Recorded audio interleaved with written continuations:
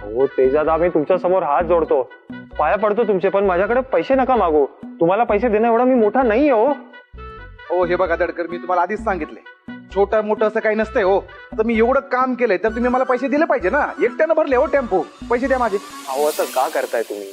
ऐका ना माझं 2 मिनिटं ऐका फक्त तेजादा. या कंपनीत मी मॅनेजर झालोय, कोणामुळे झालोय? माई साहेबांच्या कृपेने. माझा सगळा प्रपंच या नोकरीवर आहे. तुम्ही विचार करा ना, तुम्ही या कंपनीत येताय, हमाली करताय आणि वरून त्याचे मी तुम्हाला पैसे दिले. हे सर्व जेव्हा माई साहेबांना कळेल तर अहो माझी नोकरी जाईन हो.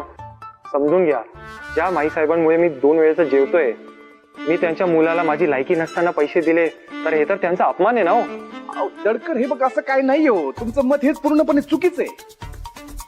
आणि बघा, मी काम करतोय, त्याचा मोबदला घेतोय, त्याचा माईंचा अपमान होण्याचा काही संबंधच नाही ना. अहो पण मी तुमच्याकडून हमाली करून घेतली असंच त्यांना वाटणार. नाही दादा, मी तुमचा नाही ऐकणार. मला माफ करा, माझा नाईलाज आहे. दादा तुम्ही काम करा, या कामाच्या बदल्यात तुम्ही 2 कानाखाली मारा माझ्या. काय बोलताय तुम्ही हे दडकर? मी तुम्हाला पैसे नाही देऊ शकणार. अहो असं करू नका दडकर, तुम्ही ऐका. अहो, काय करताय दडकर? दडकर माझी बायको आहे, माझे पोरं आहे, माझा संसार उद्ध्वस्त होईल. माझी नोकरी जाणार. मला माफ करा तेजादा. दडकर दडकर अहो, काय काय करताय तुम्ही? उठा बरं, पहिलं उठा. हे पाप मी अजिबात नाही करू शकणार. मी तुम्हाला पैसे नाही देऊ शकणार तेजादा, माफ करा मला. उठा दडकर. अहो काय करताय? उठ दडकर.